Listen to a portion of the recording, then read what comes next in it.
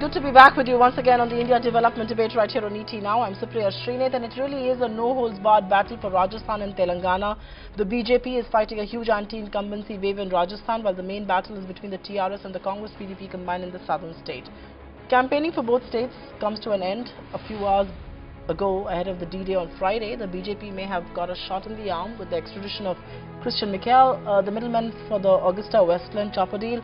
But is that going to be enough? The mega scam has already become a poll theme, with Prime Minister Modi doing the chest thumping for getting him to face the trial in India.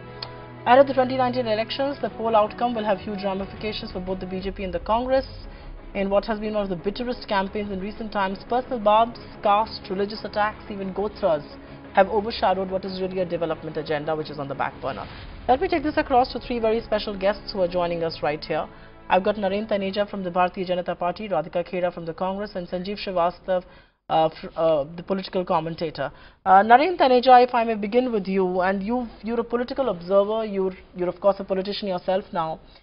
This election was about everything but development. It was about Hinduism, it was about Hindutva, it was about who's a better Hindu, it was about Gotra.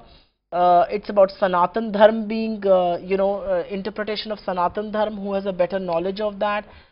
I mean, who is responsible for bringing election agenda, who is responsible for bringing religion into the election agenda, if not the BJP?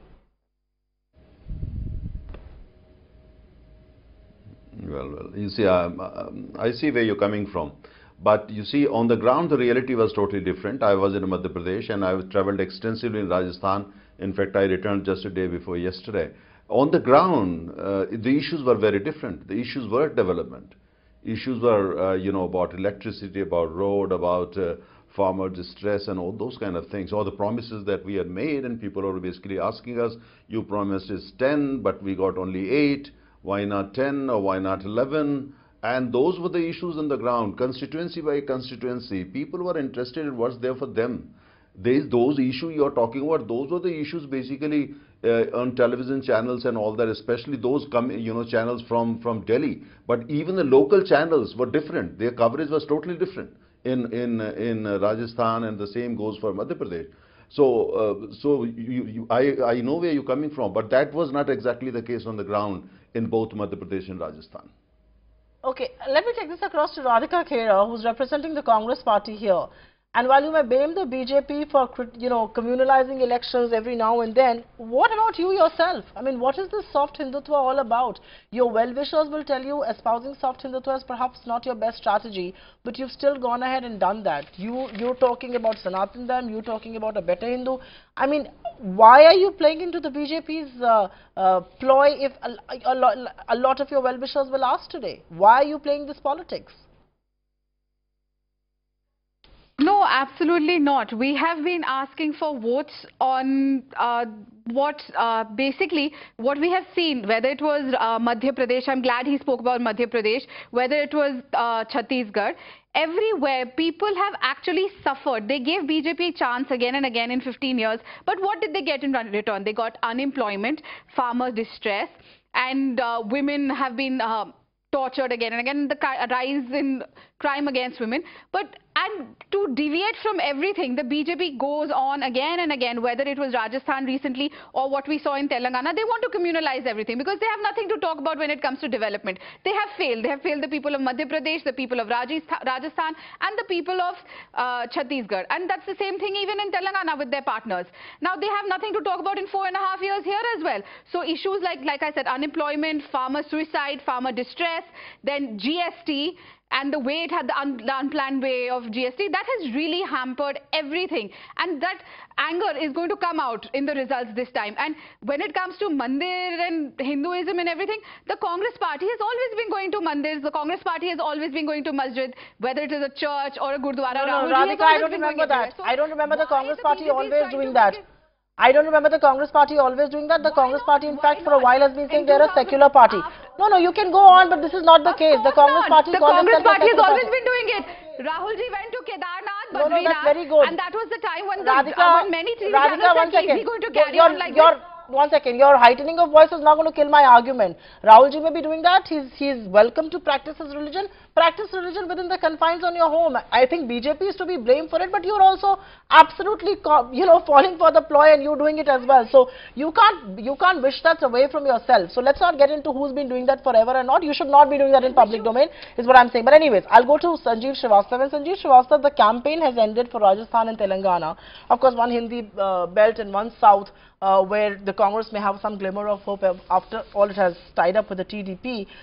It has been a very below-the-belt campaign. How crucial will Rajasthan be, and where does the onus lie on winning Rajasthan? Does it lie more on the Congress, because this is going to be a Hindi heartland state which can go in their favor, or does it really lie on the BJP to retain it? And as far as Telangana is concerned, I'm presuming it will be crucial for the Congress to win, because they've got into a partnership with TDP, a very unseemly ally. What would you say to that?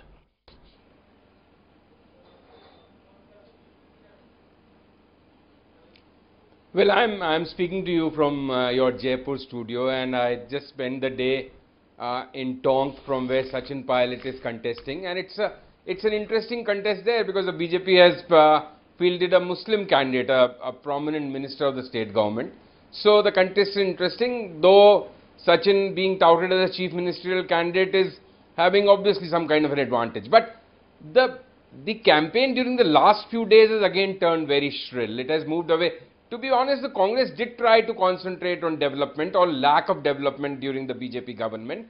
And whenever Vasundhara addressed rallies, she did list out all the works that her government has done in the last 5 years. Her slogan was that her 5 years are better than the 55 years of the Congress government. So there has been talk of development, what's happening in the state, what kind of projects, schemes. But last 3-4 days, it's again Hindutva, it's again about shrill issues, about Hindu, Muslim. So as we head for the D-Day, which is day after tomorrow now, the campaign rhetoric has clearly moved away from development to more emotive issues, which usually happens in these elections. Telangana I have not visited, but again, like you said, it's an unseemly or an alliance which nobody could have thought, nobody could have imagined a few months ago, TDP plus Congress coming together. But when politics does make for strange bedfellows, and we have seen stranger things happening. So, Rajasthan MP, very keen contests.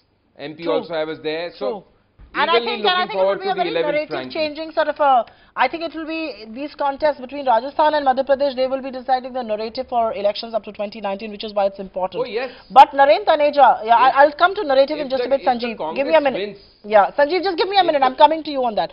Naren Taneja, what Sanjeev Srivastava says is very right. As far as Rajasthan was concerned, Vasundhara Raje was voicing her achievements. We've had BJP spokespersons who've come and rattled out a list of achievements in terms of road construction and health and women and all of that. And suddenly we just see a single line from the Prime Minister's on Raje's achievements. It's all about nationalism. It's all about Namdar, Razdar, all of that. Can he realistically sway the election by talking about all of this? Should you not be talking about the track record of your chief minister in the last 5 years? No, you see, when the Prime Minister goes, Prime Minister focuses on number of issues, and the Chief Minister is talking about the achievements of her government. And if you really break it down to various ministers, they are talking of their respective portfolios. That's how it works. The Prime Minister talks broadly about the BJP achievements across the country at the same time. And issues are concerned, you can have your own take, you can call them emotive, you can call them by any name. The point is those are the issues which people of the Rajasthan and beyond Rajasthan, people of India are interested. As the Prime Minister, you have to talk about such issues.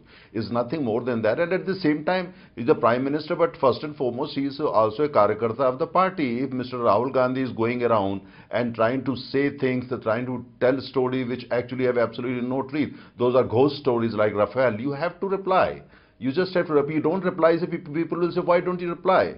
So there are many such things, for instance, which have been put in the people's court by the opposition, mainly Mr. Rahul Gandhi himself. Then the Prime Minister, at the level of Prime Minister, the party chief, we have to engage and we have to reply. That's all. No, I'm saying, it was in Rajasthan, in Alwar, where Mr. Rahul Gandhi goes and declares his Gotra. So if it does that, you have to react to it. You can't be Should he quiet be just reacting to because it? That's the some question. people may not like really But us that's to exactly the respond to question, such Narendra things. Taneja. It's He is just the more Prime than that. Minister of this country. Should he be stooping to the same level?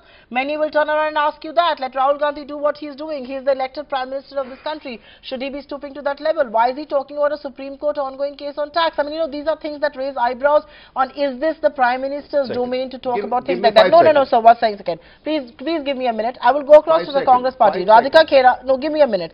Radhika Khera, your continuous campaigns are on demonetization, it's on Rafale.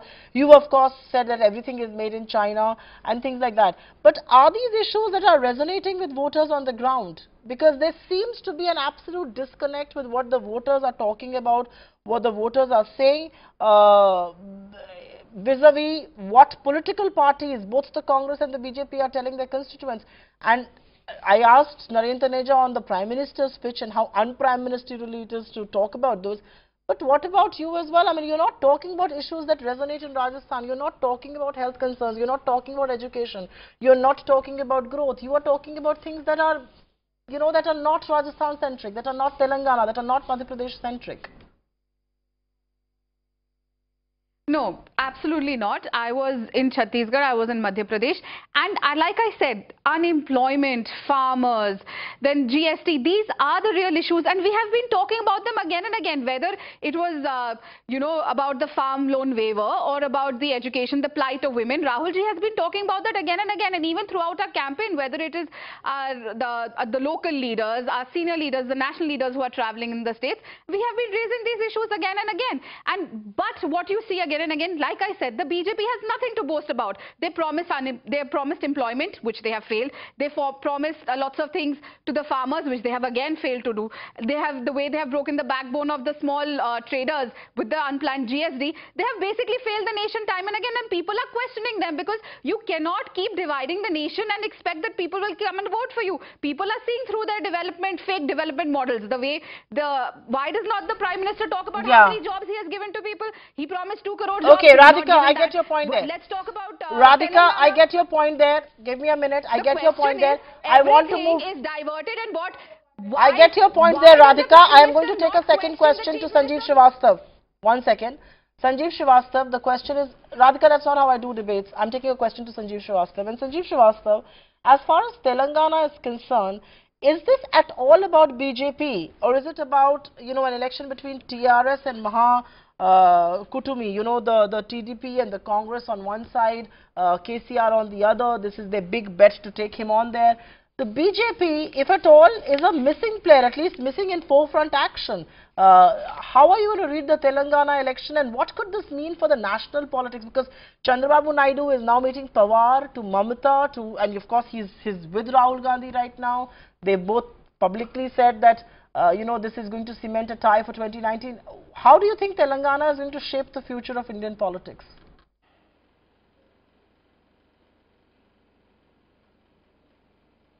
See, both in 2004 and 2009, and to some extent even in 2014, Andhra Pradesh and Telangana, earlier there was just one state, especially in 2004-2009, Andhra Pradesh was the key state in deciding the national picture of who forms the government. Both 2004 and 9, Congress won the bulk of seats there thanks to YSR, and it was Andhra and Tamil Nadu which ensured a UPA government in 2004, and Andhra again played a major part. So while you are right that BJP is a bit player in Telangana, but the ground situation or the permutation combination of the Indian polity right now is like this, that if TDP and Congress are combining together and they will be part of some anti-BJP broad coalition, then KCR, whatever he may say, he'll end up willy-nilly supporting or being on the side of the BJP. That's why this allegation about KCR being the B team of BJP and overseas MQM being the C team of the BJP. So, so Telangana outcome will definitely have a play on what kind of coalition scene we get in the country post these round of state elections. So, very crucial, I say, though BJP may not be a direct player. But one thing is certain, more or less, that the BJP is not getting the 282 kind of mandate in 2019. So they'll be needing more allies. And second where there. those allies are going to come from will be a function of both how the BJP reaches out to potential partners and how the assembly results of 2018 pan out. Sanjeev, give me a minute now. I'm going to go across to Naren Taneja. You spoke about allies. And Naren Taneja, in hindsight, was it wrong to let go of TDP? Because this election could have well been TRS versus NDA. You now seem to be, being talked as a B player, C player, all of that. You need allies in 2019. Did you let go of one of your oldest allies, which is TDP? And in hindsight, is that a decision that was made in haste and should have been reversed? No, the TDP made the decision. We didn't make that decision. We had no option. In fact, they have their own issues. And but as far as Telangana, we are contesting on practically every single, except one. We are there fighting on every single seat.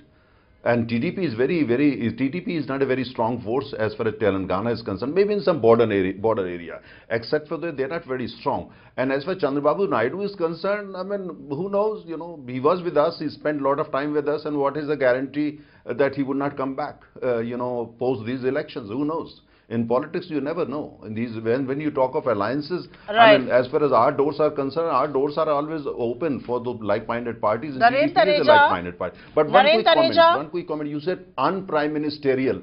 Un-prime ministerial.